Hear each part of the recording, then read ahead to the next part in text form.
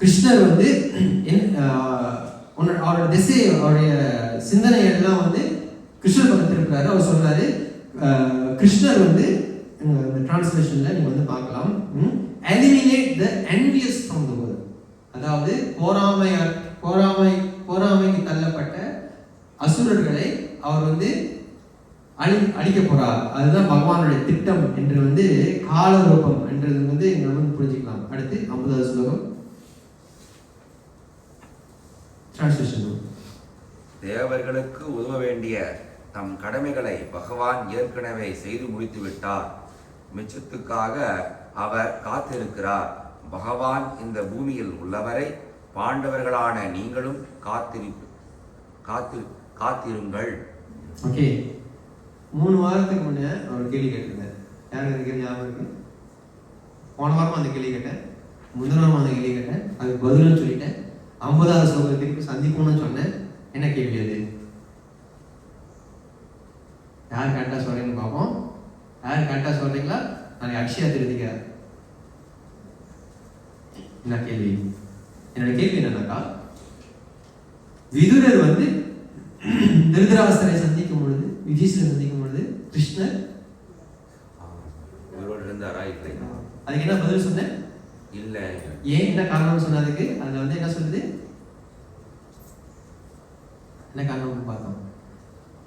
ஏன்னா விதுரர் வந்து அங்க சொல்லும் பொழுது அந்த ஒரு விஷயத்தை தவிர என்று பிரபு சொல்றாரு, எல்லாத்தையும் சொல்றாரு, அந்த யது டைனஸ்டியோட அனலைசேஷனை தவிர. ரைட்டா? ஓகே, அதனுடைய எக்ஸ்டென்ஷன் இந்த விஸ்வநாத் டாக்கூர் ரொம்ப நீட்டான உரை எழுதுறாரு. இப்ப முன்னாடி சொல்ற டிரான்ஸ்லேஷன் நீங்க படிங்க பிரபு. முன்னாடி 49 டிரான்ஸ்லேஷன் படிங்க.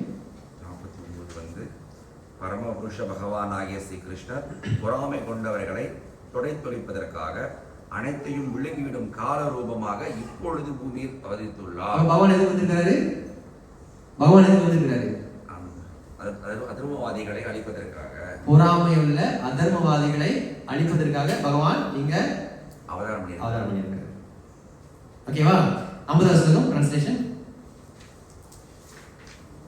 தேவர்களுக்கு உதவ வேண்டிய தம் கடமைகளை பகவான் ஏற்கனவே செய்து முடித்து விட்டார். மிச்சத்துக்காக அவர் காத்திருக்கிறார்.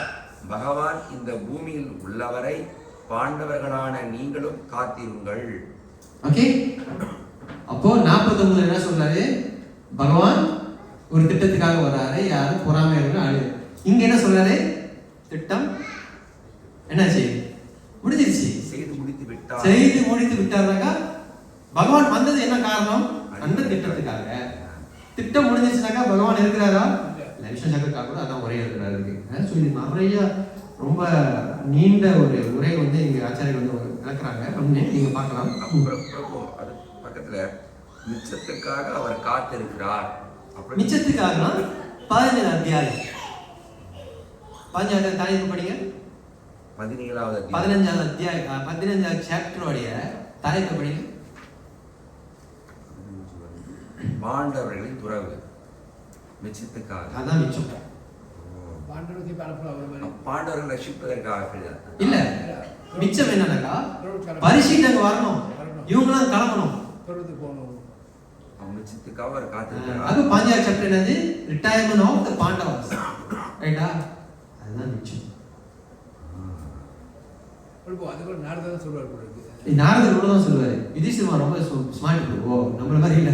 ரொம்ப அடுத்த வாக்கியத்துல சொல்றாருன்னா, பகவான் இந்த பூமியில் உள்ளவரை பாண்டவர்களான நீங்களும் காத்திருங்கள் அப்படின்றாரு. அதாவது பகவான் வந்து இப்ப இந்த உலகத்துல இல்ல. ஆனா நாரதரும் வந்து இந்த விஷயத்தை அவங்க சொல்ல மாட்டார். அடுத்த அத்தியாயத்துல அர்ஜுனனே வந்து சொல்லுவார் இந்த சமயத்துல. அதற்காக இந்த வரிகள். ஏன்னா ஏற்கனவே அவர் ரொம்ப கவலையில இருக்காரு. இப்பதான் ஆஸ்வாசத்தை பத்தி கொஞ்சம் வெளியே கொண்டு வந்திருக்காரு. திருப்பி கிருஷ்ணர் போயிட்டாங்க. யார் வரணும் திருப்பி? கிருஷ்ணர். சரி, அவங்க புரியுதுக்காக சொல்லி ஆச்சரிய உரைகள் இல்லை. நான் அவங்க புரியுது. கண்டிப்பா அந்த இடத்துல அவனால ஏற்றுக்கொள்ள முடியாது. ரொம்ப டவுன் திருதராஷ்டிரம் போனதுக்கே அப்படின்னா கிருஷ்ணர் போனதுக்கே எப்படி ஏற்றுக்கொள்ள முடியாது? அதான் வந்து நம்ம பார்க்கணும். ஸோ இங்கே நிறைய பாயிண்ட்ஸ் வந்து இங்கே இருக்குது.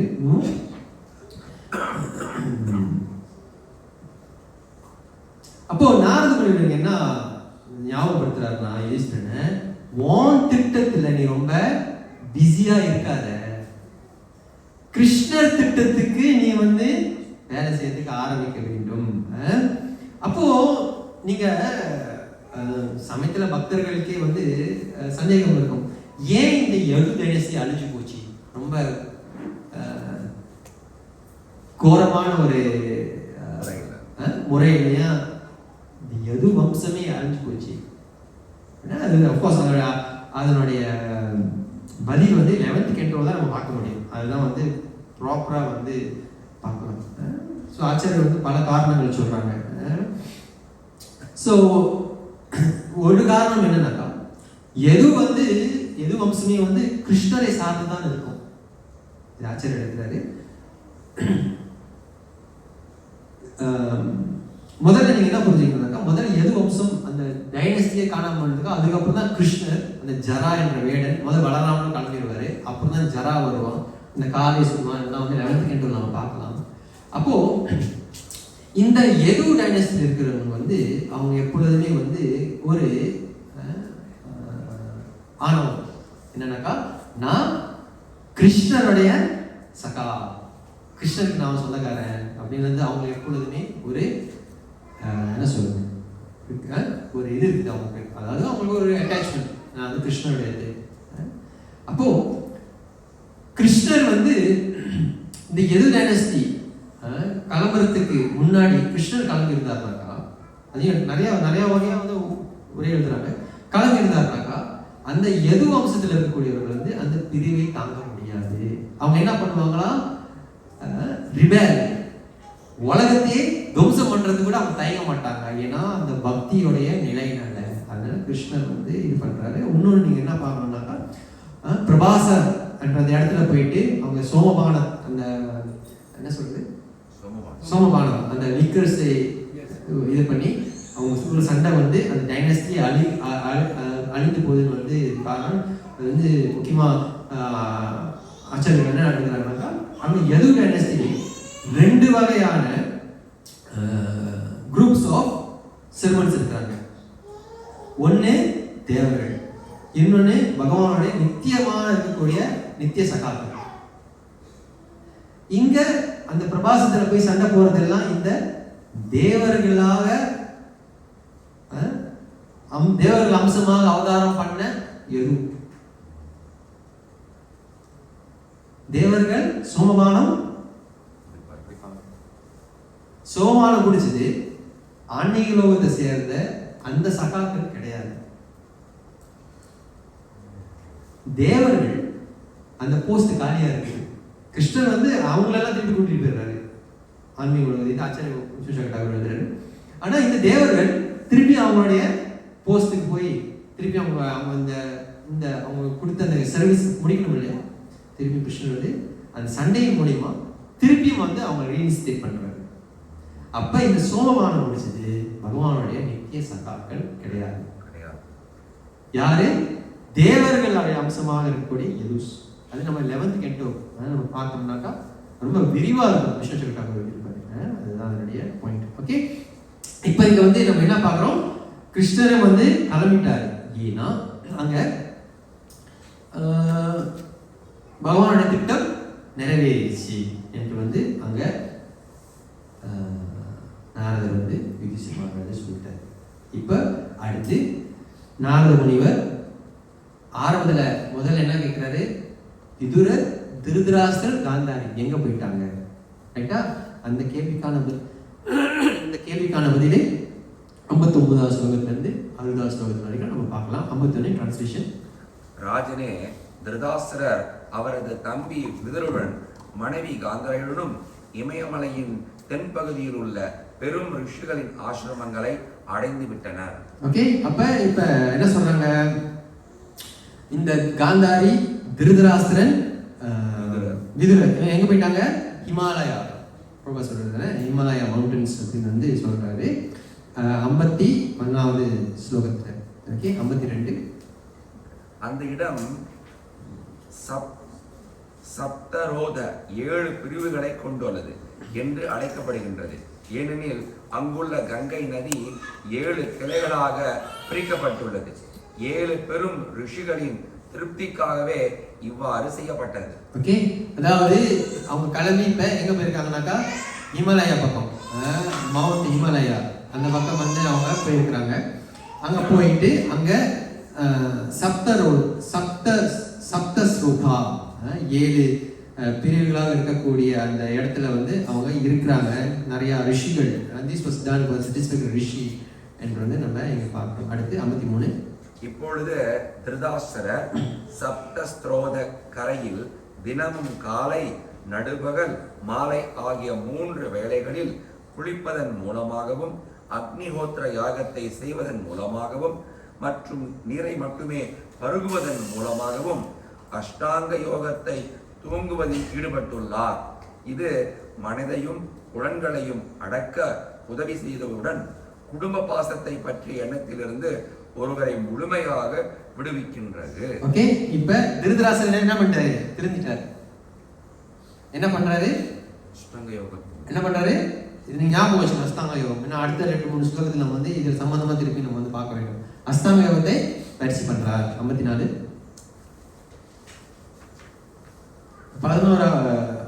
13வது அத்தியாயம் 54வது ஸ்லோகம்.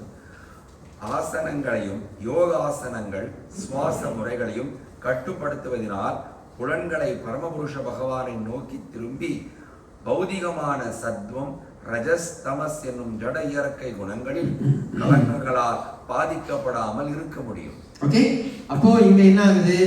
அவருடைய அந்த சிட்டிங் போஸ்டர்ஸ், அப்புறம் அந்த சிந்தனை, இது எல்லாமே வந்து ஒரு நிலைப்படுத்தி பகவான் பக்கம் திருப்புறாரு. அதான் சொல்றாரு towards the absolute personality of God. அடுத்து 55 என்னன்னாக்கா திருதராசன் என்ன பண்றாரு?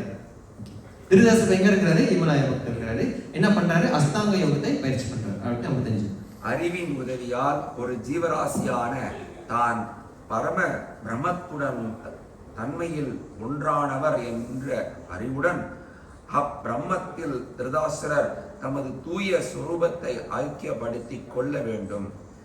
மறைக்கப்பட்டுள்ள ஆகாயத்திலிருந்து விடுபட்டு ஆன்மீக வாழ்விற்கு அவர் உயர வேண்டும். ஓகே, அஷ்டாங்க யோகத்தை எதுக்கு பயிற்சி பண்றாருன்னு அதுக்கான பதில் இங்க இருக்குது. அதாவது அவர் வந்து உயர்கதியை அடைய வேண்டும் என்று 55 56 அவர் புலன்களின் எல்லா புறச்செயல்களையும் கூட நிறுத்தி ஜட இயற்கை குணங்களின் ஆதிக்கத்தால் பாதிக்கப்படாதவராகவும் இருக்க வேண்டும். எல்லா பௌதீக கடமைகளையும் துறந்த பின் இவ்வழியில் உள்ள தடைகள் எல்லாம் அப்பாற்பட்டவராக அவர் அசையாமல் நிலை பெற்று இருக்க வேண்டும். ஓகே, இப்ப 56 இங்க என்ன சொல்றாரு? அவர் பேசிக்கலி அவர் என்ன பண்றாருன்னு வந்து நம்ம சொல்றாங்க. அவரு நீங்க பார்த்தா suspend all action of senses, உள்ளார வெளியார எல்லாத்தையும் தியாகம் பண்றாரு. எதற்காக? இந்த பாதையில வந்து ஒரு தடையாக இருக்கக்கூடாது என்ற நோக்கத்துக்காக என்று 56வது ஸ்லோகம். யாரை பத்தி பேசுறாங்க? ஓகே, 57 ராஜனே, அவர் இன்றிலிருந்து 5ஆம் நாளில் உடலை விட்டு விடுவார். அது சாம்பலாகி போய்விடும். ஓகே, நாரதர் சொல்றாரு. இதுதான் நாரதரே வந்து திரிகால ஞானின்னு சொல்றாங்க. நடந்தது, நடக்குது, நடக்க போறது அவர் சொல்ல முடியாது. என்ன சொல்றாரு? இன்னிலிருந்து 5வது நாள் திருதராசர் என்ன பண்ண போறாரு? அஷ்டாங்க யோகத்தோடைய சக்தியினால அவர் யாரும் நினைப்பு வச்சுக்க போறது இல்ல, அந்த யோக வலிமையோடைய சக்தியினால என்ன பண்றாரு? Is going to body will turn into ashes அப்படின்னு வந்து அங்க சொல்றாரு. ஓகே, அப்படி சொன்ன உடனே இங்க உடனே வந்து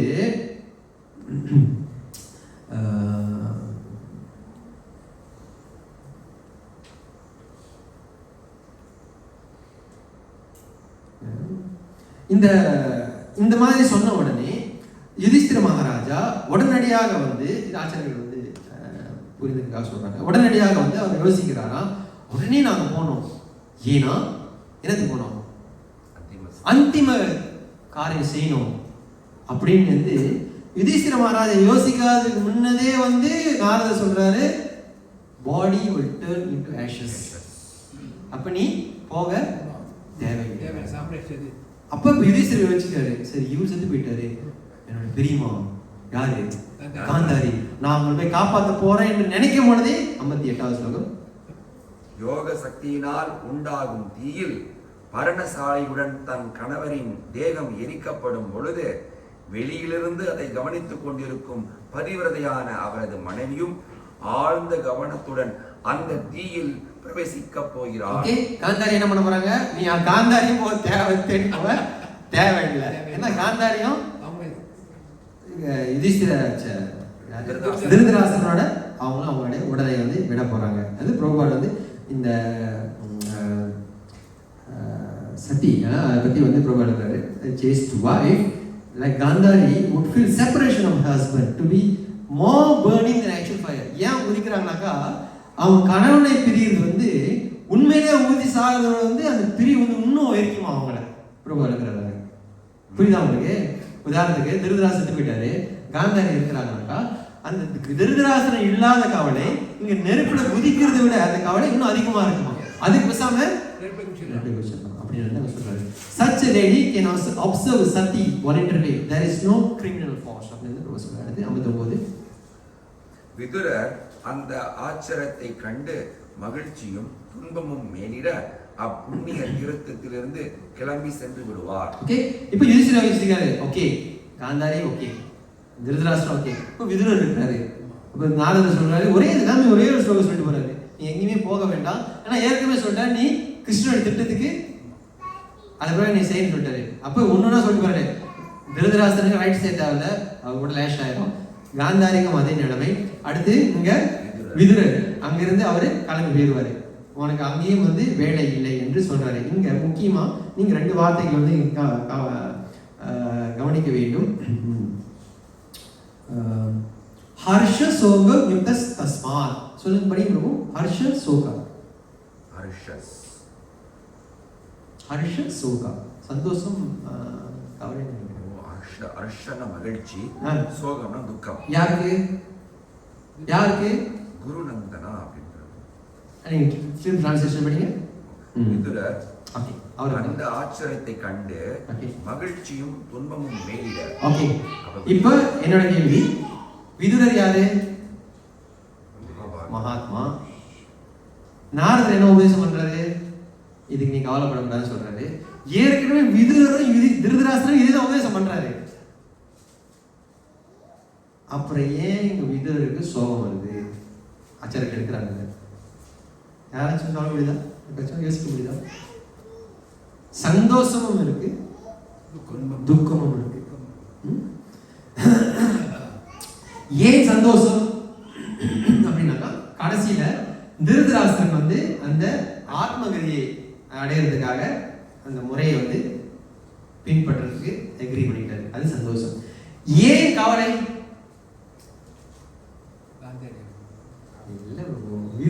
விதுரருக்கு அந்த காந்தாரி, திருதராஷ்டிரன், கமலகாந்தா கவலை வரக்கூடாது இருக்கு. அப்படின்னா அவர் விதுரரா இருக்கிறதுக்கு இது இல்லையோ. அவரு வந்து முதல்ல விதுரர் வந்து தன்னுடைய பெற்ற ஆத்மாவா இருக்கிறாங்க, திருதராஷ்டிரன் நாயை நேசுறாரு. நான் வந்து உங்க நாயை நேச முடியுமா? நாயே சரியில்லையே, ரைட் தானே? அப்போ ஏன் வந்து விதுரருக்கு இங்க சோகம்? மகிழ்ச்சி என்ன காரணம்னாக்கா அவர் வந்து நல்ல காரியம் ஏதோ பண்ணிட்டாரு. ஏன் சோகம்? திருதராஷ்டிரனை திருத்த முடியல. ஆனா திருத்தி வந்து இப்போ வழி கொண்டு வந்துட்டாரு. வழி கொண்டு வந்தா அஷ்டாங்க யோகம் பயிற்சி பண்ணி அவர் உயர்நிலை அடைகிறாரு என்று இங்க சொல்லிட்டாரு. ஏன் சோகம்னாக்கா ஆச்சாரிய விளக்குறாங்க, ஏன்னா திருதராஷ்டிரன் பின்பற்றின பாதை என்ன பாதை? விதுரருக்கு என்ன சோகம்னாக்கா திருதராஷ்டிரன் பிரேம பக்தியை அடையல. புரியுதா உங்களுக்கு? அவன் வந்து அஷ்டாங்க யோக பாதையில போயிட்டான். இந்த ஆச்சாரியர் இருக்காங்க, புரியுதுங்களா? விதுரர் வந்து கிருஷ்ண பக்தியில தலை சிறந்தவரா இருக்கிறாரு விதுரர். ஆனா திருதராஷ்டிரன் ஏதோ ஆத்மகதிக்கு நல்ல பதி பண்ணாலும் பிரேம பக்தி பக்கிட்டு அவர் வரல. அதனால விதுரருக்கு கவலை. அடுத்த கேள்வி இருக்கிறாங்க, அவ்வளோ பெரிய மகாத்மா விதுரர், அவர் நினைச்சா திருதராஷ்டிரனுக்கு பிரேமபக்தி கொடுத்துருக்கலாம், ஏன் கொடுக்கல? இதெல்லாம் கேள்வி. அதான் காரணம். பாண்டவர்களுக்கு திருதராஷ்டிரன் பண்ண அந்த பாகவத அபச்சாரத்தினால பிரேமபக்தி கிடைக்கலன்னு பாருங்க. பயமா இருக்கு கேட்கறதுக்கு. அதான் பாயிண்ட். அப்போ ஏன்னா அந்த பாண்டவர்கள் மீது அவன் பண்ண அந்த அபராதங்கள் கொஞ்சம் நஞ்சம் கிடையாது. அதனால அவனுக்கு பிரேம பக்தி கிடைக்கல. அதனால விதுரருக்கு சோகமே தவிர, வெளியிலிருந்து படிச்சோம்னாக்கா அப்கோர்ஸ் சித்தப்பா போயிட்டாரு, அண்ணன் போயிட்டாரு, அண்ணி போயிட்டாங்க நம்ம யோசிக்கலாம். ஆச்சாரியர்கள் எடுக்கிறாங்க. காரணம் இதுதான். ஏன்னா அவன் பிரேம பக்தி அடையல. ஏன் பிரேம பக்தி அடையல? பண்ண அபச்சாரத்தினால. அவர் பண்ண கூட இல்ல, துரியோதனம் பண்ணதுக்கு உடனே இருக்கிறாரு. ஏன்னா அவர் மகனுக்கு சப்போர்ட் பண்றாரு, ஆரம்பத்துல இருந்து எல்லாத்தையுமே சாங்ஷன் பண்றாரு. ஓ, சப்போர்ட் பண்றதுக்கு இதான் நிலைமை. கோழி சாப்பிட்டானாக்கா வெட்டுறாங்க, விற்கிறாங்க. யார் ப்ரோ சொல்ற இல்லையா? ஆமா, ஒண்ணுன்னா அவர் அங்கீகாரம் பண்ணாத ஒரு மன்னன். அதுல பாயிண்ட் என்னன்னாக்கா, திரௌபதி கல்யாணம் நடக்கும்பொழுது இந்த மாதிரி நிறைய உதாரணங்கள் எடுக்கிறாங்க. பட் பாயிண்ட் இதுதான்.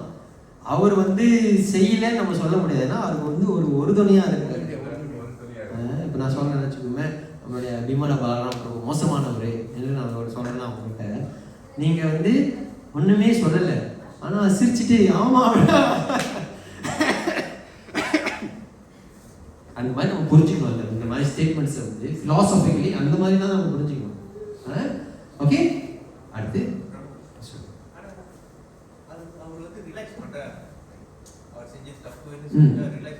ஆனா ரியலைஸ் பண்ணனாலும் அந்த பாகவதற்கு அவர் மைண்ட் கேட்கலையே.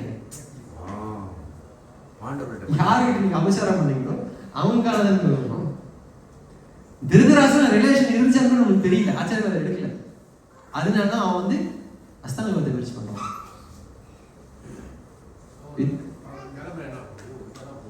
அஸ்தாங்க யோகம், யோகி நாம மர்ஜிங், அதான் முன்னாடி சொல்றேன்.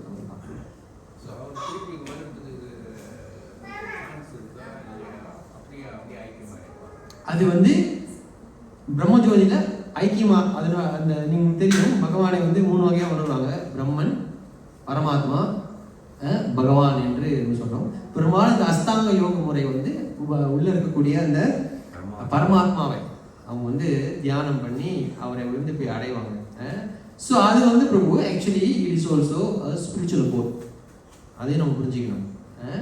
ஸோ அவர் அங்க என்ன ஒரு பிரச்சனைனாக்கா, இங்க நம்ம செய்யற இந்த சர்வீஸ் இல்லைன்னா அங்க ரெசிபிகேஷன் போல சூழ்நிலைகள் அங்க அவ்வளோவா கிடையாது. ஸோ அவங்க அங்கே அடைஞ்சிட்டாங்கனாக்கா அவங்க என்ன அடுத்து ஆகுவாங்கன்றது அது நமக்கு தெரியாது. அது பகவானுடைய சங்கல்பம். இப்போ விதுரோட கவலை என்ன, உங்களுக்கு பிரேமபக்தி கிடையாது. ஏன் பிரேமபக்தி கிடைக்கல? விதுராலே பிரேமபக்தி ஏன் கொடுக்க முடியல? பாகவத அபச்சாரம். அப்போ அந்த பாண்டவர்கள் எவ்வளோ பெரிய பாகவதர்களாக இருந்தா காப்பாற்ற விதுராலேயே ஸ்கோப் அடைய முடியல. நீங்க பார்க்கணும். ஓகே, அடுத்து இப்படி கூறிவிட்டு மாமுனிவரான நாரதர் தமது வீணையுடன் ஆகாயத்தில் கிளம்பினார். யுதிஷ்டிரர் அவரது உபதேசத்தை உள்ளத்தில் நிறுத்தியதால் எல்லா கவலைகளையும் அவரால் போக்கிக் கொள்ள முடிந்தது. அப்ப இங்க என்ன சொல்றாரு? யுதிஷ்டிர மகாராஜா நாரத முனிவர் பேசின உடனே அவருடைய வீணையை நாரத முனி பஜாய வீணா ராதிகா ரமணா எழுதுறாங்க. யுதிஷ்டிர மகாராஜா இந்த அறிவுரையை அவருடைய மனசுல வச்சுக்கிறாரு. அதனால அவருடைய சோகங்கள் எல்லாமே போகப்படுகிறது. பிரபு பலதேவ் வித்யாபூஷன் இது ஒரு உரை எழுதுறாரு. எப்படி அவ்வளவு சீக்கிரமா அவருக்கு சோகம் போயிடுச்சு? நம்மளதான் பல பேருக்கு உபதேசம் பண்றோம், யாருக்குமே சோகம் போன மாதிரி தெரியலையே, இன்னும் அதிகமாக தான் அழுகிறாங்கன்னு சொல்லி அவர் எழுதுறாரு. ஏன்னா because of his association with pure devotee, he was elevated to the position of eternal spaceman and he had the freedom of movement. One should therefore try to follow the footsteps of Narada Muni. ஏன்னா நாரத முனிவர் ஏற்கனவே வந்து ஒரு சிறந்த மகா பாகவதர். அதனால அவருடைய சங்கத்தினால யுதிஷ்டிர மகாராஜுக்கு வந்து இந்த லெமெண்டேஷன், இந்த சோகம் போயிடுச்சு என்று வலதேவி தியாபோஷ் வந்து எழுதுகிறார். இதுதான் 13ஆம் அத்தியாயத்துடைய ஒரு சுருக்கம். ஓகே, அடுத்து யுதிஷ்டிர மகாராஜாவுக்கு வந்து இப்ப சோகம் போயிடுச்சு. திருப்பி இன்னொரு சோகம் வரப்போகுது 14ஆம் அத்தியாயத்துல. பெரிய சோகம் கிருஷ்ணனுடைய கிருஷ்ணனுடைய பிரிவு சொல்ல மாட்டாங்க. 14 சாப்டர்ல கிருஷ்ணர் எப்படி மறைஞ்சாருலாம் கதை வராது. அது வந்து ஜரா கதை வந்து 10 கடைசி 11 ஆரம்பத்துல தான் நம்ம வந்து பார்க்க முடியும். அது வந்து 11 தான் பேசிக்கலி பார்க்கலாம் நினைக்கிறேன். 3rd 4th சாப்டர் நினைக்கிறேன், சரி ஞாபகம் இல்லை. இங்க வந்து கிருஷ்ணர் கிளம்பிட்டனால நடக்கக்கூடிய அபசகுனங்களை பத்தி சொல்லுவாங்க. அப்போ கிருஷ்ணர் பிரியிறதும் அந்த அபசகுனங்களுக்கும் என்ன தொடர்பு என்றுதான் அடுத்த சாப்டர் அர்ஜுனன் வருவார் என்று நம்ம பார்க்கலாம். அதை நம்ம நாளைக்கு பார்க்கலாம். நாளைக்கு அக்ஷய திருதியா. ஜெயபதி மகாராஜ் ரிப்போர்ட் அனுப்பியிருந்தாரு. அதாவது இந்த அன்னைக்கு யார் வந்து டிவோஷனல் சர்வீஸ்ல எல்லாம் செஞ்சாங்கன்னா ரொம்ப பல மடங்கு அவங்களுக்கு வந்து லாபம் கிடைக்கும் என்று ஒரு கொட்டேஷன் இருக்கு. அதை படிச்சு பார்த்து தான் மெசேஜ் நம்ம நாளைக்கு பாவ காசை வந்து நாளைக்கு வந்து ஏற்பாடு பண்ணியிருக்கோம். நீங்க வாய்ப்பு இருந்தா 14ஆம் அத்தியாயம் நாளைக்கு வந்து கிருஷ்ணனுடைய டிபார்ச்சர் ஆஃப் கிருஷ்ணா பிரபாகரன் எனக்கு தலைப்பு கொடுத்துருக்காரு. டிபார்ச்சர் ஆஃப் கிருஷ்ணா நினைக்கிறேன். அந்த தலைப்பை வந்து நம்ம நாளைக்கு பார்க்கலாம். Okay, any question comments? நான் 7 மணி முடியாது போவேன். வேலை 7:30 மணிக்கு தான்.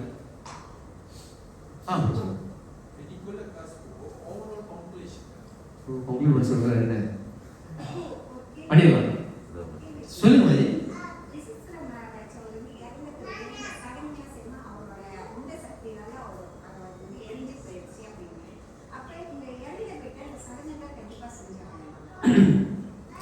இறந்து போயிட்டா சடங்குகள் கண்டிப்பாக செய்ய வேண்டும். ஏன்னா நம்ம வந்து அந்த இறந்து போனவர்களுக்கு வந்து கடன்பட்டிருக்கிறோம். உதாரணத்துக்கு எங்க அப்பா இறந்து போயிட்டாருன்னா அவர் செய்ய வேண்டியது வந்து என்னுடைய அவசியமாச்சு, நான் செஞ்சுதான் ஆகணும்.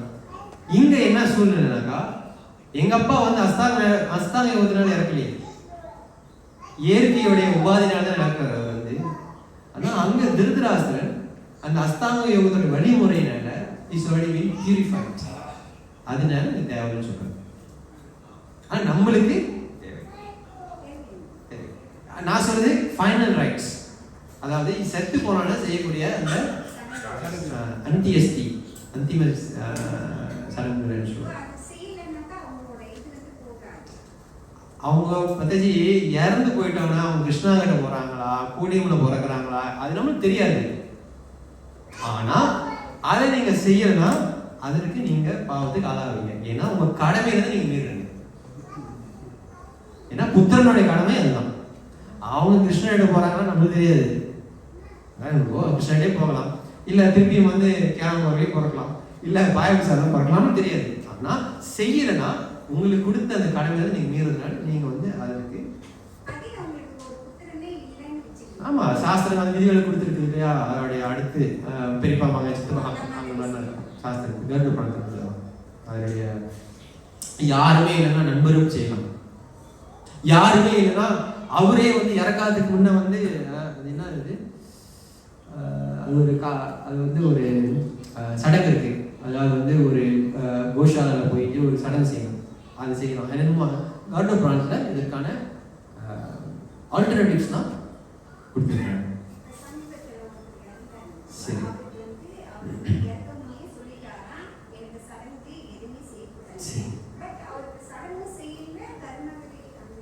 சரி நீங்க முதல்ல பார்க்கணும் சொல்றவங்க யாருன்னு பார்க்கணும். தன்னுணர்ந்த ஆத்மாவா இருந்தாக்கா தன்னுணர்ந்த ஆத்மா சொல்ல மாட்டாங்க. ஏன்னா அவங்க சாஸ்திரத்துக்கு போற மாதிரி நடந்துக்க மாட்டாங்க. முதல்ல சாஸ்திரம் படிக்காதவங்க சொல்லலாம். ஏன்னா வந்து கீதையில கிருஷ்ணன் என்ன சொல்றாரு, தஸ்மாத் காரியம் பிரமாணந்தே காரிய தஸ்மாத் சாஸ்திரம் பிரமாணந்தே காரிய காரிய யோசிக்கும். எது செய்யக்கூடாது வந்து சாஸ்திர ரீதியாக தான் நம்ம வந்து தீர்மானம் பண்ணணும் என்று கிருஷ்ணகீதை சொல்றது.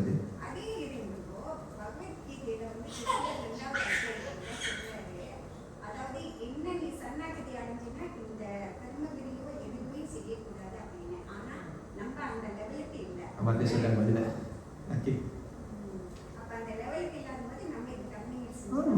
கண்டிப்பா செய்யணும். ஏன்னா அந்த நிலைமை அடைஞ்சவங்களுடைய நிலையை நீங்க பார்க்கணும். முதல்ல யாரை போல? நம்மளுடைய கோஸ்வாமிகளை போல, பீஷ்மரை போல நீங்க பார்க்கணும். அந்த நிலைமையை அடைஞ்சவங்கன்னா ஓகே, அந்த நிலைமையை அடைஞ்சவங்க நான் அடைஞ்சிட்டேன்னு காமிச்சிக்க மாட்டாங்க. அவங்க வாழ்க்கை சரி அதை இருப்பாங்க. நான் அடைஞ்சிட்டேன் சொல்லி தெரிய மாட்டாங்க. நம்ம அதுக்காக நம்ம செய்யறதுலாம் வீணுன்னு கிடையாது. நம்மளோட டியூட்டி நம்மள பக்குவப்படுத்துறதுக்கு பிரபுபாதர் சிஸ்டம் கொடுத்துருக்காரு. பாகவதம் கேட்கணும், இதை கேட்கணும், ஜபம் பண்ணணும், புத்தகம் படிக்கணும் கொடுத்துருக்காரு. இதை நம்ம செய்யணும். சொல்லுங்க. சமரைஸா இல்ல ஓகே கேக்கு உப்போல காலத்துல நீங்க அங்கீகரிக்கிறதுனால உப்போல காலத்துல ரொம்ப பேர் சாஸ்திர அறிவு கிடையாது. சாஸ்திர அறிவு இல்லாதனால மனம் போன போக்குல அவங்க செய்யறாங்க. ஏன்னா உப்போல காலத்துல ஒரு அவுட் சைட் உள்ளவங்க செய்யறவங்க அந்த காரியம் கல்வி காரியமாக செய்யறவங்க அந்த கரெக்டான விஷயத்தை செய்யறது கரெக்டா விஷயத்தை சொல்றதில்ல.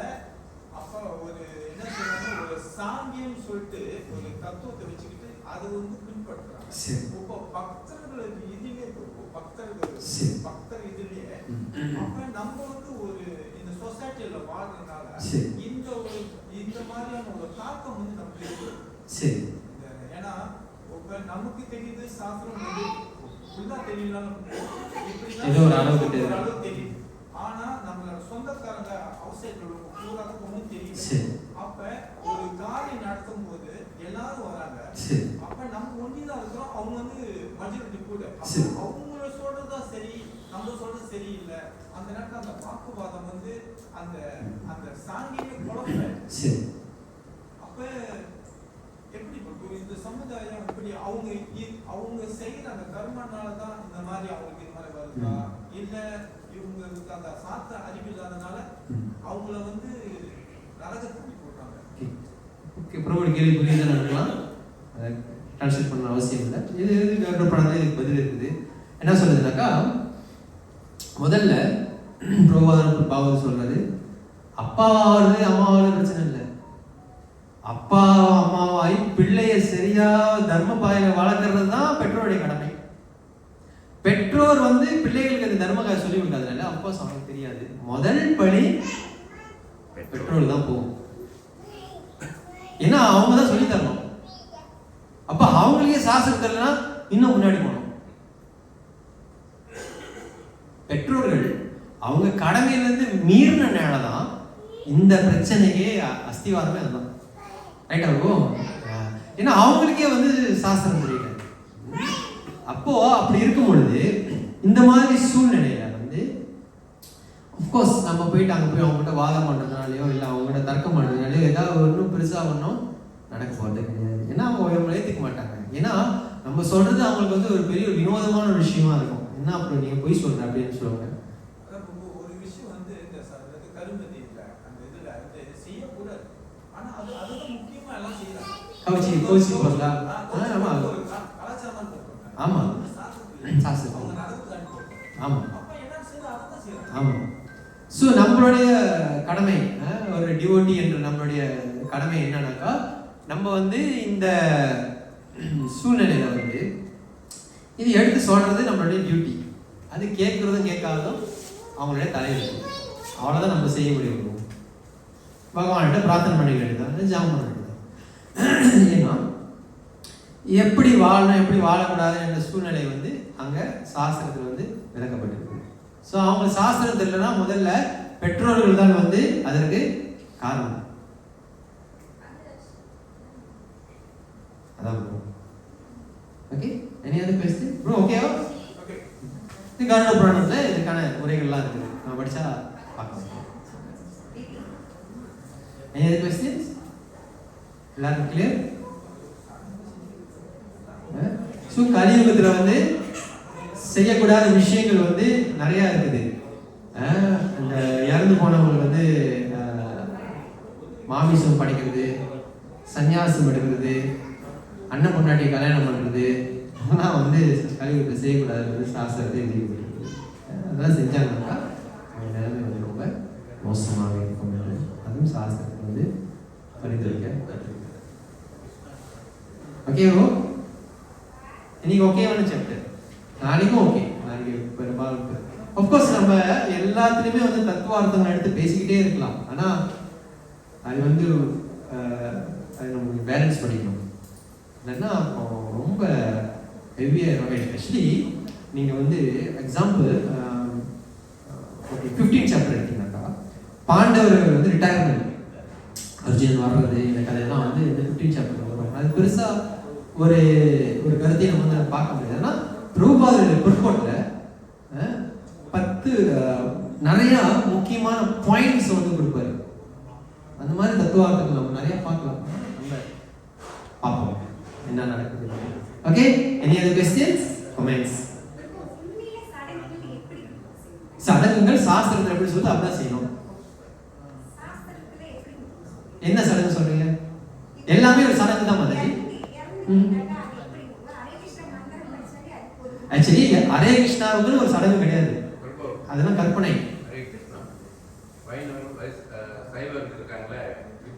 கல்யாணம் கூட கொஞ்சம் சாங்கிங் டிஃபரன்ஸ் ஆகும். வைஷ்ணவர் செய்யறப்ப இல்ல அது யாகம் செய்வாங்க. அவங்க வந்து யாகம் இல்ல, அது பிரச்சனை இல்ல. கலாச்சார ரீதியாக அப்படிதான் 1-2 நீங்க வந்து மாறி போகலாம், அது பிரச்சனை இல்லை. ஆனா பொதுவான ரூல் ஒன்று இருக்கும், 11 நாள் செய்யணும், வைஷ்ணவர்களுக்கோ பக்தர்களுக்கு வந்து போஜனம் பண்ணணும், இதெல்லாம் காமன் ரூல்ஸ். இது எல்லாரும் ஃபாலோ பண்ண வேண்டிய ஒரு ரூல்ஸ். ஸோ சடங்கு வந்து அதான் சொல்றது, ஆச்சாரம் எடுக்கிறாங்க. சமயத்தில் நம்ம ஒரு காரியம் செய்யறோம்னாக்கா அது 3 முக்கியமான காரணம் வந்து இருக்குது. 1, முன்னாடி யாரும் செஞ்சனால நம்ம செய்யறோம். 2வது, நம்ம வந்து ஞானம் எப்படி சம்பாதிக்க முடியும்? எப்படி? 2 வகை. 1 அனுமானம், ஒன்று பிரத்யக்ஷம், ஒன்று அனுமானம், ஒன்று சப்தம். இந்த 3 மூலியமா தான். இந்த பிரத்யக்ஷமும் அனுமானமும் நம்மளுடைய புலன்களால, உதாரணத்துக்கு தொடர்ந்து நான் வந்து ஒரு பனிமூட்டத்தை பார்த்து அது புகை என்று நினைச்சுக்கலாம், கயிறை பார்த்து பாம்புன்னு நினைச்சுக்கலாம். இது வந்து பிரத்யக்ஷம், அனுமானம் பண்றதுனால இது வந்து. ஆனா இது 2மே தப்பா இருக்கும். ஏன்னா பிரத்யக்ஷமும் அனுமானமும் நம்மளுடைய கண்ணு, நம்மளுடைய காது, இதை வச்சுதான் நம்ம வந்து திருமணம் பண்றோம். அப்போ ஏற்கனவே வந்து நம்மளுக்கு வந்து எல்லாருக்கும் 5 குறைகள் இருக்குது. என்ன குறைகள்? 1 imperfect senses, tendency cheat, tendency commit, mistake, எப்பவுமே மாயல் இருக்குது. 5 குறைகள் வந்து பிரபா சொல்றாரு. அப்படி இருக்கும் பொழுது, நம்மளுக்கே குறை இருக்கும் பொழுது, எப்படி நம்ம வந்து இந்த பிரத்யக்ஷமும் அனுமானமும் வச்சு ஒரு விஷயம் தீர்மானம் பண்ண முடியும்? அப்ப இந்த 2ஐயும் நம்ம தள்ளணும். இப்ப 3வது சப்தம், சப்த பிரமாணம் என்று சொல்றோம். அதுதான் சாஸ்திரத்துடைய வாக்கு. இதை வச்சுதான் ஒரு காரியத்தை வந்து நாம வந்து செய்யணும். சப்தம். சோ இந்த சப்தத்தை நீங்க எடுத்துட்டீங்கன்னாக்கா இதுதான் சாஸ்திர வாக்கியம். அப்போ பொதுவாக மக்கள் இப்ப செய்யற விஷயங்கள் நீங்க பாத்தீங்கன்னா, 1 ஏற்கனவே செஞ்சனால செய்வாங்க, இல்லாட்டினா அது இப்ப வந்து ஒரு ட்ரெண்டா. நீங்க பாத்தீங்கன்னா பெண் பிள்ளைகள் வயசுக்கு வந்தா ஒரு செரமனியே கிடையாது, அது குடும்பத்துக்குள்ள நடக்கக்கூடிய ஒரு செரமனி. மாமனுக்கு தெரியணும், அவ்வளவுதான். அது மைக்க போட்டு கத்தி ஸ்டேஜ போட்டு கேட்டுறது அது அவசியம் இல்லை. ஏன்னா ஏன் நீங்க வீட்டுல ஒரு பொண்ணு வயசுக்கு வந்துருக்கிற விஷயத்தை நீங்க பப்ளிசிட்டி பண்றீங்க? First of all unnecessary. இது நம்ம கலாச்சாரத்துல இல்லாத விஷயம். முன்னெல்லாம் இருந்துச்சா இருக்கும்? இல்லவே இல்லை. அது என்ன ஆகுது? கலாச்சாரம் என்ற ரீதியில நம்மளே சேர்த்துக்கிறதுலாம். இது சாஸ்திரத்துல இல்லாத ஒரு விஷயம். இந்த மாதிரி தான். ஸோ நம்ம எதை செய்தாலும் சாஸ்திரம், பகவானும் குரு கிருஷ்ணா என்ன சொல்றாங்களோ அதன் பிரகாரம் நம்ம செய்யணும். கடைசி காலத்துல இந்த காரியம் எப்படி செய்யறது என்பது வந்து நம்ம கருட புராணம், ஸ்ரீ பாகவத்திலையும் நம்முடைய ஆச்சாரியர்களும் வந்து உரைகள் கொடுத்துருக்காங்க. அதன் பிரகாரம் நம்ம வந்து செஞ்சுக்க வேண்டியதான். அதுதான் சேஃப். சரி, ரிச்சுவல் வந்து ரிச்சுவல் சில பேர் செய்யறாங்க. ஸோ அது வந்து ஒரு ப்ராப்பராக செய்யாத பட்சத்தில் நம்மளோட ஸ்பிரிச்சுவலிட்டியில நம்ம இன்வால்வ் பண்ணிருக்கோம், அது இஃபெக்ட் பண்ணுறதுக்கு சான்ஸ் இருக்கு. ஆக்சுவலி என்னன்னா, இப்போ நம்ம வந்து ஒரு டிவோட்டி ஆகிட்டோம்னு வச்சுக்கோங்க. இப்போ நம்ம வந்து ஒரு கிருஷ்ண கான்ஷியஸ் பார்த்து இருக்கோம்னாக்கா முதல்ல நம்ம வந்து சாஸ்திரத்தோட இன்ஜங்ஷன் நம்ம ஃபாலோ பண்ணணும். ஸோ இந்த ரிச்சுவல்லாம் வந்து அந்த கம்பல்சரியா இல்லையா? இது வந்து பிரபுபாதர் நம்மளோட ஆச்சாரம் என்ன சொல்றாங்க அது நடந்துக்கிட்டு தான். நம்ம வந்து ஒரு குரு கிட்ட கன்சல்ட் பண்றது வந்து நல்லது. அஃப்கோர்ஸ் ஒரு தமிழ் குருவாக இருக்கலாம், ஒரு மூத்த பக்தராக இருக்கலாம், உங்களுடைய சிக்ஷாவாக இருக்கலாம், அவங்கள்ட்ட கன்சல்ட் பண்ணுறது தப்பு இல்லை. ஆனால் இந்த ரூல்ஸ் வந்து எல்லாருக்குமே சமம். கருட புராணம் வந்து எல்லாருக்கும் உள்ள ஒரு புராணம் நம்ம சொல்லலாம், நம்ம பயிற்சி பண்ண தேவையில்லைன்னு. இருந்தாலும் ஸ்ரீமத் பாகவதத்தையும் சில குறிப்புகளை வந்து பார்க்கணும், என்னென்ன செய்யணும் என்னென்ன செய்யக்கூடாது அப்படின்ட்டு. இல்லைன்னா பக்தர்களை செத்து போனால் அது காரியம் செய்யறதுக்காக மாயாபுரி இன்ஸ்டியூட் சொல்லி கொடுக்குறாங்கல்ல, அவங்க சொல்லி கொடுக்காம இருக்கலாமே. நம்ம இன்ஸ்டிடியூட்லேயே மாயாபுரி இன்ஸ்டிடியூட்லேயே இறந்து போனவங்களுக்கு சம்ஸ்காரம் செய்யறதுக்கு அந்த ரிச்சுவல் சொல்லி கொடுக்குறாங்க நம்ம பிராமணர்களுக்கு. அப்போ இந்த ரிச்சுவல்ஸ் இம்பார்ட்டன்ஸ் இல்லைன்னா அவங்க செய்யாமல் இருக்கலாம் இல்லையா? ஆமா, ஒரு சில நேரத்துல நம்மளாலே வந்து இதெல்லாம் அவங்க முக்கியம் இல்லை அப்படின்னு சொல்றத இல்லை ப்ரோ, எல்லாமே நம்ம யாரையுமே வந்து என்ன சொல்றது கமெண்ட் பண்ணல. பாயிண்ட் என்னன்னா டிவோட்டினா நம்ம சாஸ்திரத்தை ஃபாலோ பண்ணுவோம். உடனே நம்ம சொல்லிடுறோம் பிரபுபாதர் தேவையில்லை சொன்னார் நம்ம சொல்லுவோம், ரைட்டா? பிரபுபாதர் தேவையில்லைன்னு சொன்னாக்கா மாயாபுரி இன்ஸ்டியூட் எதுக்கு இது செய்யணும்? மாயாபுரி இன்ஸ்டியூட் ஏன் செய்யுது? ஜிபிசியோடைய கட்டுப்பாட்டுகளை செய்யுது. ஜிபிசினா யாரு? பிரபுபாதருடைய பாடி. அப்ப நம்ம எதை ஃபாலோ பண்றது? பானு மகாராஜ் என்ன சொல்றாரு, நம்ம ஃபாலோ பண்ணுறோம். இப்போ அவங்க ஜிபிசி நம்ம ரெசல்யூஷன் கொடுக்குது, ஓகே நீங்க எதுவுமே செய்ய வேணாம்னாக்கா அப்புறம் நம்ம ஆலோசனை பண்ணலாம், ரைட் தான் ப்ரோ. ஆனால் இப்போ இன்ஸ்டிடியூட்டே சொல்லி கொடுக்குறாங்க கடைசி காரியம் எப்படி செய்யணும் அப்படின்னு. அஃப்கோர்ஸ் நமக்கு வந்து பிரசாதம், டிவோட்டிஸ் ஃபீட் பண்ணுறது, அப்புறம் இந்த அதெல்லாம் வந்து நம்ம இம்பார்ட்டன்ஸ் கொடுக்கணும், அது நம்ம இல்லைன்னு சொல்லுது. ஆனால் இன்ஸ்டிடியூட்டில் இறந்து போனவங்களுக்கு காரியம் செய்ய சொல்லி கொடுக்குறாங்க. அதான். ஆனால் அதுக்கு நம்ம அதுலேயே மூழ்கிடக்கூடாதுன்னு தான் சில டிவோட்டிஸ் நமக்கு வந்து கருத்து சொல்லுவாங்க. அது இறந்து போயிட்டாங்கன்னா 10 நாளைக்கு பாகவதம் படிக்கணும், ஜபம் பண்ணணும், கிருஷ்ண கதா பேசணும், கீர்த்தன், அது முக்கியம். ஆனால் அது செய்யறதுனா இது தேவையில்லைனாக்கா நம்மளுக்கு இந்த இன்ஸ்டிடியூட்டே தேவையில்லை.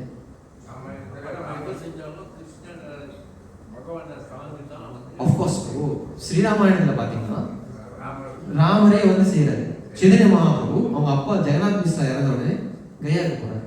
ஆஃப்கோர்ஸ் நம்ம இது வந்து பிரபு இதுதான் பிரபுவோட வேர்ல்ட் யூனிட்டி இன் டிவர்சிட்டி. ஒரு கருத்து பல சார்ந்து நீங்க பார்க்கலாம். ஆனால் ultimate goal please Guru and Krishna. இதற்காக நம்ம சண்டை போட்டு நம்ம தெரியக்கூடாது. நம்ம தத்துவ ரீதியாக நம்ம பேசலாம். இதற்காக நம்ம நீ இப்படி சொல்ற இதுவும் நம்ம சென்டருக்கு வர மாட்டோம் அப்படின்னு அது வந்து ரொம்ப அல்பத்தனமான யோசனை. அதெல்லாம் வந்து நம்ம எதை ஆகிய பண்ணாலும் நம்மளுக்கு சென்டர் பயனது சாஸ்திரம். அதை வச்சு நம்ம வந்து எதவே பேச முடியும். நம்மளுக்குன்னு தனியாக ஒரு சாஸ்திரம் கிடையாது. ஏன்னா அது சடங்குன்ற வார்த்தை வரதுனால பக்தி பண்றவங்க சடங்கு செய்ய தேவையில்லை அப்படின்னு ஒரு மிஸ்கன்செப்ஷன். அது நீங்க வந்து ஃபில்டர் பண்ணிக்கங்க.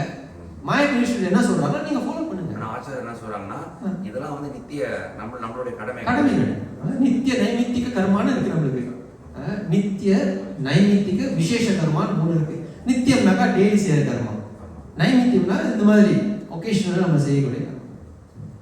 பிரபு அப்ப இந்த பித்ரு காரியங்கள் வந்து இதுவும் பக்தி தொண்டு தானே பிரபு? ஆக்சுவலி நீங்க பக்தி தொண்டுன்னு பாத்தீங்கன்னா ஒன் ஆஸ்பெக்ட் ஏன்னா நீங்க வந்து உங்களுடைய ancestor நீங்க ஹெல்ப் பண்ண பாக்குறீங்க, பிரசாதம் படைக்கிறீங்க, அதை செய்றீங்க.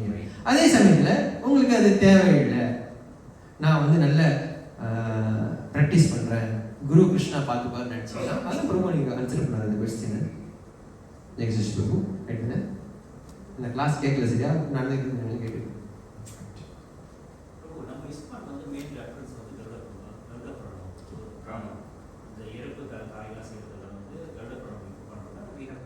இல்ல. ஆக்சுவலி வந்து இறந்து போனவங்களுக்கு செய்யறதுக்கு வந்து எல்லாமே ஸ்டாண்டர்ட் ரூல் தான்.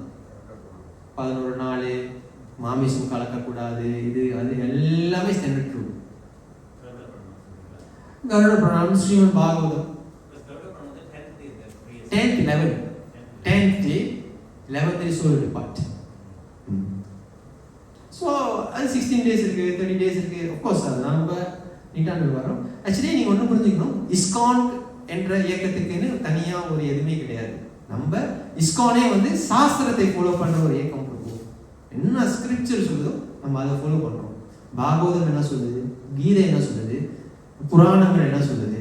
ஆனால் இந்த புராணங்களே நீங்கள் பார்த்தீங்கன்னா நம்மளுக்கு வந்து எதிராக ரொம்ப முக்கியம்னாக்கா ஸ்ரீமத் பாகவதம் புராணம் அமலம். ஸ்ரீமத் பாகவதம் நம்மளுக்கு வந்து ப்ரீடாமினன்ட் சாஸ்திரமாக நம்ம வந்து பார்க்கறதுனால நம்ம ரெஃபரன்ஸ் தான் ஸ்ரீமத் பாகவதத்தில் பிரபுபாதர் என்ன சொல்கிறாரு பார்க்கணும். நீங்க இதை விட உயர்ந்தமா பயிற்சி பண்ணணும்னாக்கா ஹரிபக்தி விலாசி நீங்க போகலாம். சனாதன கோஸ்வாமியோடைய வேலைப்பாடு அது நீங்க எப்படி குடிக்கணும், எப்படி சேவ் பண்ணணும், எப்படி சாப்பிடணும், அதெல்லாம் நம்ம ஃபாலோ பண்ண முடியுமா? ஃபாலோ பண்ணா வெரி குட், ட்ரை பண்ணணும் நம்ம ஃபாலோ பண்றதுக்கு. அது எல்லா விவரங்களும் ஆச்சாரியர்கள் வந்து நம்ம எழுதி கொடுத்துருக்காங்க. ஆனா பிரபுபாதர் அமெரிக்காவுக்கு போனப்ப பாக்குறாரு எல்லாம் நம்மள மாதிரி இருக்கிறாங்க. இதெல்லாம் யாரும் ஹரிபக்தி விலாஸ் தான் எத்தனை புக் இருக்குன்னு ரொம்ப பேருக்கு தெரியாது. நம்மளுக்கு யாரும் வாட்டர்னு கூட தெரியாது. அப்ப எப்படி நம்ம உள்ளுக்கு படிக்கிறப்ப ரொம்ப சிம்பிளிஃபை பண்றாரு சிஸ்டமே. சரி, காத்தால எந்திரிச்சிருப்பா, 16 நாள் முடிப்பா, என் புக்ஸை படி, சாட்டர்டே சண்டே ப்ரோக்ராம் வந்து கலந்துக்கோ, பிரசாதம் மட்டும் சாப்பிடு, நீ நல்ல புத்தி உன்னை நான் வந்து கூட்டிட்டு போறேன்னு பிரபு சொல்றாரு. ஸோ நம்ம என்ன பண்றோம், பிரபுபாதருடைய வாக்குல பிரபு ஒண்ணுதான், கிருஷ்ண கான்சியஸ் வந்து பிரபுபாதர் வச்சிருக்க கூட நம்பிக்கை தான். அவர் மேல நம்ம எவ்வளவு நம்பிக்கை வச்சு அவர் சொல்றது பிரகாரம் நம்ம செஞ்சோம்னாக்கா ஓகே, அது ரிசல்ட் வந்து அவர்கிட்ட தான் இருக்கு. அது நம்ம டிமாண்ட் பண்ண முடியாது. பிரபுபாத் அடுத்த வருஷம் நாட்டம் பேசினாலும் அவரு நீங்க டிமாண்ட் தான் பண்ண முடியாது. அவர் என்ன நினைக்கிறாரோ, ஏன்னா அவங்க சாமானிய மக்கள் கிடையாது. ஸோ ஜெனரலி என்ன சொல்றேன்னா, வைதிக தர்மம்னாலே வந்து சாஸ்திரத்தை சார்ந்தான் இருக்கும். நீங்க வந்து ஸ்ரீ வைஷ்ணவர்களா இருக்கலாம், இல்ல இஸ்கோனாக இருக்கலாம், இல்ல காட்டிய மாதா இருக்கலாம், என்ன வேணா இருக்கலாம். பட் ராமினி நம்ம வந்து சாஸ்திரத்தை தான் நம்ம வந்து ஃபாலோ பண்ணுவோம். ஒரு கேள்வி, பிரபுபாதுடைய காலகட்டத்துல அவருடைய சீடர்கள் பக்தர்கள் இறந்த பிறகு அவர் ஏதாவது ரெஃபரன்ஸ் இருக்கா? அந்த மாதிரி ரெஃபரன்ஸ் எனக்கு தெரியும். பிரபுபாதர் காலத்துக்கு அப்புறம் நீங்க பாத்தீங்கன்னா பிரபுபாதரே நீங்க பார்க்கலாம், அவருக்கே வந்து சம்ஸ்காரங்கள் செய்யறாங்க. ஃபைனல் லெசன் வந்து ஒரு பிரபுபாதருடைய வீடியோ இருக்கு, நீங்க பார்க்கலாம். அது வந்து பிரபுபாதருடைய பக்தி பிரக்ஞா கேசவ மகாராஜ் சாஹிப் நாராயண மகாராஜ் சொன்னாங்க, அந்த சடங்கு செய்யலாம். நம்ம எத்தனை சீனியர்ஸ் டிசைபிள்ஸ் இஸ்கான்ல இருந்தவங்களுக்குலாம் நம்ம சம்ஸ்காரம் செஞ்சுட்டு தானே இது பண்றோம். ஏன்னா நீங்க பார்க்க ஒரு மகாராஜ் நீங்க பார்க்கலாம், அப்புறம் தமல் கிருஷ்ண மகாராஜ் நீங்க மலேசியா மகாராஜ் நீங்க பார்க்கலாம். நம்ம எல்லாம் ஃபாலோ பண்றதுனால இது வந்து உண்மை. ஆனா அதையே நம்ம கட்டி தாங்கிக்கிட்டு இருக்காது. கிருஷ்ணா தான் அல்டிமேட். இப்ப கர்ப்பதான சம்ஸ்காரம் ஒன்று செஞ்சு நல்ல பிள்ளைக்காக நம்ம ஆசைப்படுறோம். கர்ப்பதான சம்ஸ்காரம் செய்யறது நம்ம கடமை. நல்ல பிள்ளைங்க கட்டப்படுகிறது கிருஷ்ணனுடைய வேலை. அது வந்து அந்த மைண்ட் செட் நமக்கு வரணும். நான் என்ன செஞ்சுட்டு இருந்தேன் நல்ல பிள்ளைங்க, நான் நீ சரியா வளர்க்கல, அவ்வளவுதான் போயிடுச்சு. ஸ்ரீமத் பாகவதம் வந்து ரொம்ப அருமையான ஒரு லிட்ரேச்சர். அது வந்து நீங்க உள்ளுக்கு எவ்வளவு டீப்பா டைவ் பண்றீங்களோ அவ்வளோ புரிதல் கிருஷ்ணனுக்கு பாருங்க உங்களுக்கு. ஆனா ஏன்னா நமக்கு டெடிகேஷன் தேவைப்படுது. இல்லாட்டினா ரொம்ப கஷ்டம், கதையை போல போயிடும். ரொம்ப நல்லா கதை சொல்றான்னு போயிடுவாங்க. ஆக்சுவலி என் நோக்கம் கதை சொல்றது நோக்கம் கிடையாது, தத்துவார்த்தத்தை சொல்றது தான் நம்மளுடைய நோக்கம். ஸோ கொஞ்சம் நம்ம இந்த புத்தகம் வந்து கிருஷ்ணர் பிரபுபாதர் ஒரு புறப்பாட்டுல சொல்றாரு, இந்த உலகமே இருட்டு, இந்த உலகத்தில் இருக்கக்கூடிய ஒரே சூரியன் ஸ்ரீ பாகவதர் சொல்றாரு. உலகமே இருட்டு, இந்த உலகத்தில் இருக்கக்கூடிய சூரியன் வந்து ஸ்ரீமத் பாகவதம். ஏன் எங்கெல்லாம் இருட்டு இருக்குதோ, எங்கெல்லாம் வெளிச்சம் இருக்குதோ அங்க என்ன இருக்காது, இருட்டு இருக்காது. சைதன்ய மகாபிரபு சொல்றார், கிருஷ்ண சூரிய சமம் மாயாபாயம் தங்கார். ஸ்ரீமத் பாகவதம் கிருஷ்ணருக்கும் வித்தியாசம் இருக்கிறது. யான் கிருஷ்ணா தகான் நைக்கா மாயாரே அதிகாரம் சொல்றாரு. எங்கெல்லாம் கிருஷ்ணர் இருக்கிறாரோ மாயாருக்கு வேலை, இருட்டுக்கு வேலையை சொல்றாரு. Bhagavatam is very important. Okay, நாளை வச்சு சொல்லுங்க, பரவாயில்லைங்க, எவ்வளவு நேரம் பேசலாம். சரி சரி சரி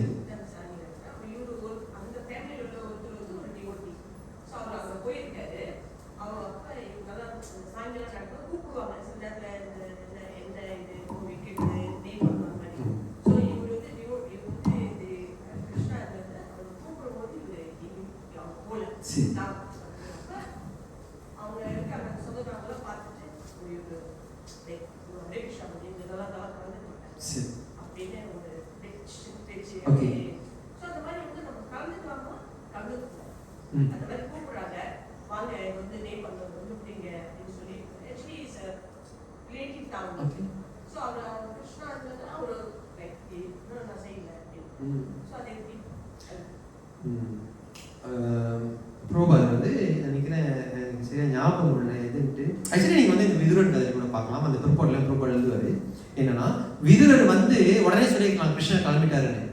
ஆனா விதுரர் சொல்லலை. ஏன்னா அந்த இடத்துல அது தேவையில்லாத பிரச்சனையை வந்து அது உருவாக்கும். விதுரர் அந்த டாபிக்கே வந்து என்ன பண்றாரு, அவாய்ட் பண்றாரு.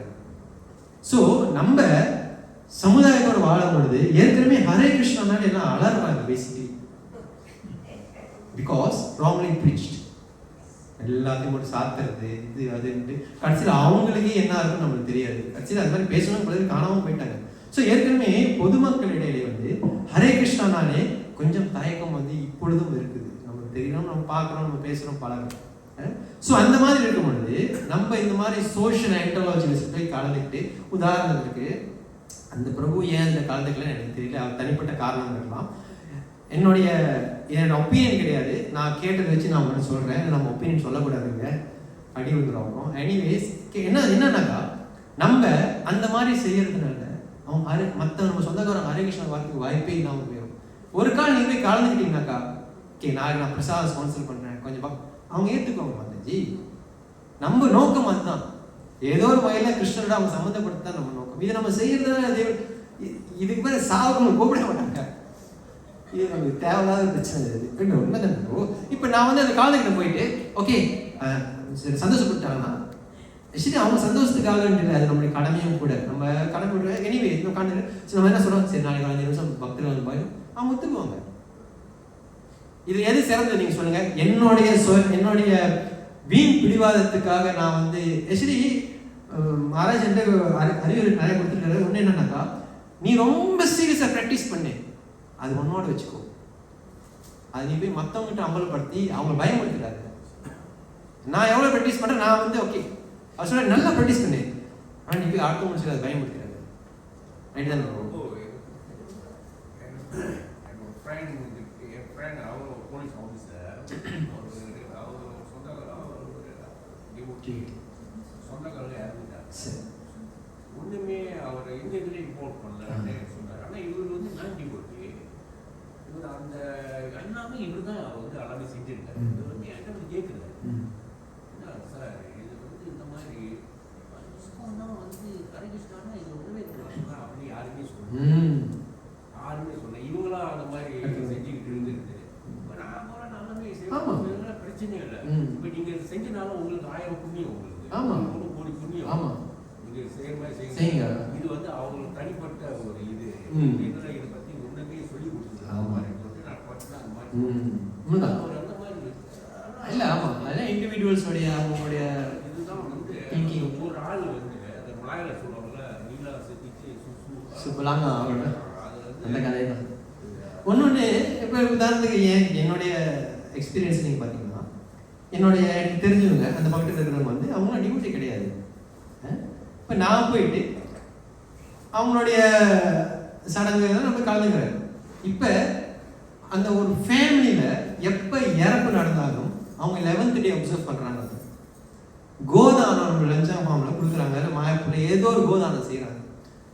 வெஜிடேரியனாக இருக்கிறாங்க, பகவானுக்கு படைச்சிட்டு அப்புறம் அந்த பிண்டத்தை படைக்கிறாங்க. நான் வந்து ஆரம்பத்திலே போட்டுருந்தேன், நான் கலந்துக்க மாட்டேன்னு. இதெல்லாம் நடக்க வாய்ப்பே இல்லை. மாமதுரம் ஏதோ ஒரு 10 வாட்டி 12 சொல்கிறாங்க. ஸோ எது உசதி நீங்களே பார்க்கலாம். நம்ம சாக்ரிஃபைஸ் பண்ணோம். உங்களுடைய ரிஜிட் ஸ்ட்ரிக் எங்கே காமிக்கணும், காலையில் எந்திரிக்கிறது, ஜபம் பண்ணுறது, பகவானுக்கு சேவை பண்ணுறது, இது ஸ்ட்ரிக்டாக இருக்கணும். இதுக்கு மற்றவங்க காம்ப்ரமைஸ் பண்ண சொல்லல. அவங்கள நீங்கள் இப்போ நீங்கள் அவர்கிட்ட சொல்கிறேன் அது மாதிரி சரி 30வது நாள் சென்டருக்கு வாங்க நம்ம ஃபீஸ்ட் கொடுக்கணும், அவங்க ஒத்துக்கிறதுக்கு வாய்ப்பு இருக்கு. ஏன்னா நம்ம அவங்ககிட்ட அரவணைச்சு போகிறோம் நம்ம, அதுதான். ஆனால் காம்ப்ரமைஸும் பண்ணக்கூடாது. அவங்க சொல்கிறதான் சாப்பிட்டுக்கிட்டு அதுவும் நம்ம செய்யக்கூடாது. ஆனால் அதான் ப்ரூவ சொல்லுவார், தேச கால பாத்திரம், டைம் பிளேஸ் சர்கம்ஸ்டன்சஸ்.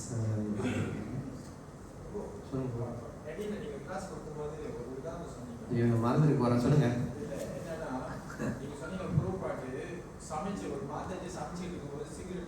ஜெகத் சசி குரு சொன்னார், நான் சொல்லுவேன்.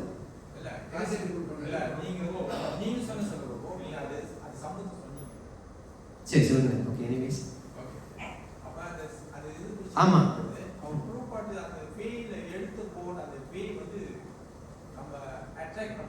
சரி சரி. அப்போ ஒரு வாட்டி குரூப் பாட்டு வந்து லேண்ட் கொடுக்கணும்னு சொல்லிட்டு ஏதோ ஒரு காஃபியா இன்னும் தெரியல. சரி சரி. அப்போ குரூப் பாட்டு அதை எடுத்தாரா என்னன்னு தெரியல. ஆனால் குரூப் பாட்டு இது வந்து குரூப் பாட்டு இது வாட் ஏன்னா அவங்க மனசு வந்து நோக்கடிக்கூடாது. இப்ப நம்ம வந்து பக்தரா இருந்துட்டு நம்ம அவங்களோட வேலை போய் நம்ம பக்தி அங்க எப்படி எஸ்டாப்ளிஷ் பண்ணணும் அப்படிதான் யோசிக்க போது அங்க போய் புரண்டு பார்க்க போனோமா ஆமா கஷ்டம். இல்ல நம்ம குரு மார்க்ல வாழ்க்கையில நினைப்போம். ஆமா இல்ல இப்ப நீங்க ஒண்ணு நீங்க புரிஞ்சுக்கணும். நம்ம உதாரணத்துக்கு இதெல்லாம் செய்யறதுக்கு என்ன காரணம்? கிருஷ்ணா தான் காரணம் அப்படின்னு நம்ம செய்யணும். காப்பி குடிச்சா ருசியா இருக்க முடிச்சோம்னாக்கா அது அவசாரம். ரிகேப் பண்ணிடுவோமா? ஓகே, ரிகேப் பண்ண சொன்னாரு ஒரு 5 நிமிஷம். நாளைக்கு சாப்டர் சீக்கிரம் முடிஞ்சிடும். நீங்கள் நாளைக்கு வந்து பேலன்ஸ் கொஸ்டின்ஸ் இருந்துச்சுன்னா நீங்கள் வந்து கேளுங்க. ஓகே, அதாவது இது வரைக்கும் நம்மளுக்கு என்ன நடந்துச்சுன்னு நம்ம பார்த்தோம்னாக்கா இந்த முதல் அத்தியாயம் ஃபர்ஸ்ட் சாப்டர்ல வந்து 6 கேள்விகள், 2வது 3வது சாப்டர்ல வந்து அதற்கான பதில்கள் 4, 5, 6, 7 நாரதரும் வியாசரும் சந்திக்கிறது, நாரதருடைய பூர்வீக கதை, வியாசருடைய கதை, வியாசருக்கு ஏன் சோகம். 7வது அத்தியாயம் ஆரம்பத்துல வியாசர் வந்து இந்த தீர்வை நாரதர் சொன்ன உபதேசத்தை வச்சு இந்த தீர்வை வந்து 7வது அத்தியாயம் ஆரம்பத்துல வந்து எழுதுறாரு. அப்ப வந்து அவர் வந்து 3 விஷயம் பார்க்கறாரு. இந்த ஜீவராசியை பார்க்கறாரு, இந்த மாயையை பார்க்கறாரு, இந்த பக்தியை பார்க்கறாரு. அதற்கு இணங்க ஸ்ரீமத் பாகவத்தை வந்து அவர் கம்பைல் பண்றாரு. 7வது அத்தியாயம் 7வது அத்தியாயம் பாதிக்கு மேல நீங்க பாத்தீங்கன்னா அஸ்வத்தாமனுடைய கதை வந்து வரும். அதற்கப்புறம் 8வது அத்தியாயம் வந்து குந்தி தேவியோடைய கதை வரும். கிருஷ்ணர் வந்து அஸ்வத்தாமனுடைய நிலையை முடித்த உடனே கிளம்பும் பொழுது குந்தி வந்து அங்க பிரார்த்தனை பண்றாங்க. குந்தி பிரார்த்தனை பகவான் எடுத்துக்கொண்டு கிளம்பும் பொழுது 9வது அத்தியாயத்துல பீஷ்மருடைய கதை வந்து வரும். ரைட், அவர் கூட சொல்றது ஞாபகம் சொல்லிட்டு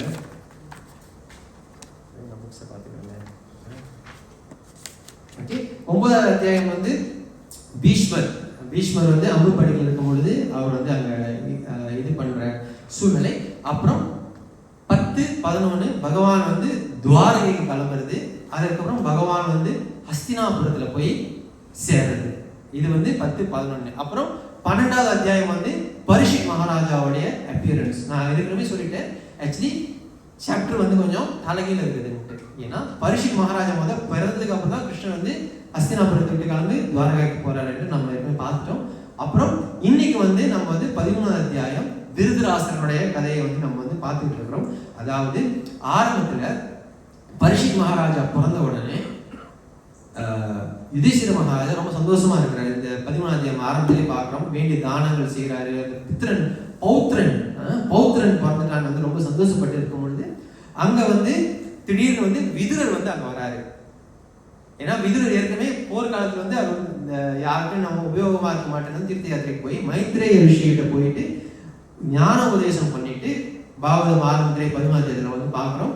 அவர் அங்க மைத்ரேயிட்ட இருந்து ஆத்மனோ கதி, அதாவது பகவானுக்கு கோவிந்தனுக்கு செய்யக்கூடிய ஒரு வார்த்தை இருக்கும், ஞாபகம் இல்லை. பகவான்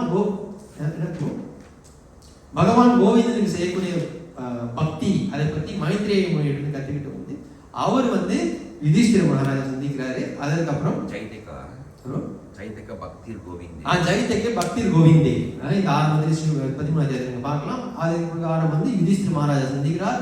யுதிஷ்டிர மகாராஜா சந்திச்ச உடனே திருதராஷ்டிரன் அங்க இருக்கிறாரு. திருதராஷ்டிரன் காந்தாரி.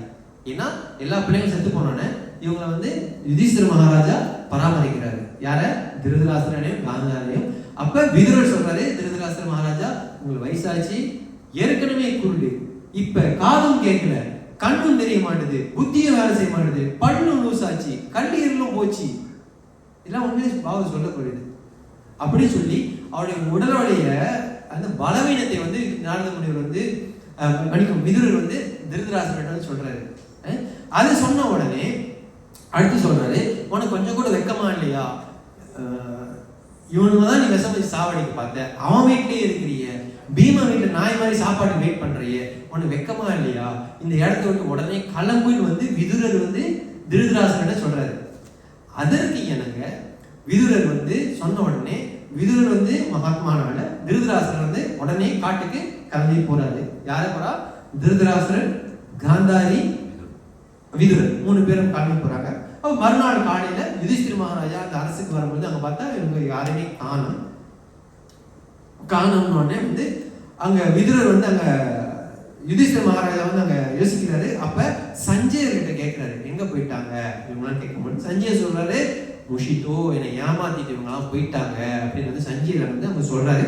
சொன்ன உடனே யுதிஷ்டிர மகாராஜா யோசிக்கிறாரு, ஐயோ இவர் போனதுக்கு நான் தான் காரணம், ஏன்னா அவங்க பிள்ளைங்களை கொண்டனாலதான் அவர் போயிட்டாரு, கங்கையில போய் அவர் தற்கொலை பண்ணிக்க போறாருன்னு வந்து யோசிச்சுட்டு ரொம்ப கவலையில குழம்பும் பொழுது அங்க நாரதர் வந்து வராரு.